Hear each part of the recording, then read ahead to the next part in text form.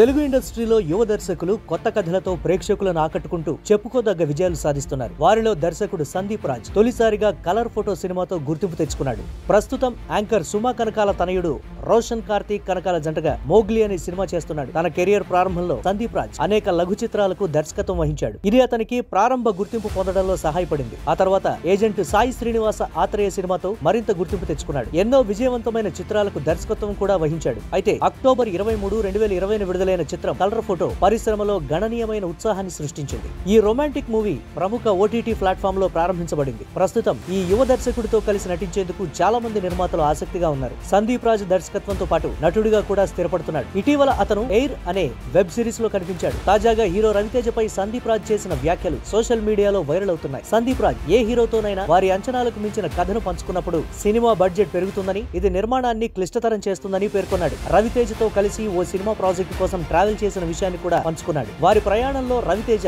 తన విలువైన సమయాన్ని వృధా చేయవద్దని సలహా ఇచ్చాడు. ఎందుకంటే అతను తరచుగా పని కోసం ప్రయాణాలు చేస్తాడు. అదనంగా రవితేజ ఇప్పటికే మరో 2 చిత్రాలకు కమిట్ అయినట్లు సందీప్ రాజ్ వీడియోలో వెల్లడించారు. తాను పంచుకున్న కథ ఆధారంగా సినిమా తీస్తే చంపేస్తానని రవితేజ తనతో సరదాగా చెప్పాడని పేర్కొన్నాడు. అందుకు సందీప్ రాజ్ స్పందిస్తూ ఓకే చెప్పడంతో రవితేజ హ్యాపీగా సినిమా చేయమని ప్రోత్సహించాడు. అయితే ఇప్పటికే 3 ఏళ్లు గడిచిపోయాయని పేర్కొన్నారు. ప్రస్తుతం సందీప్ రాజ్ వీడియో సోషల్ మీడియాలో విపరీతంగా ట్రెండ్ అవుతోంది.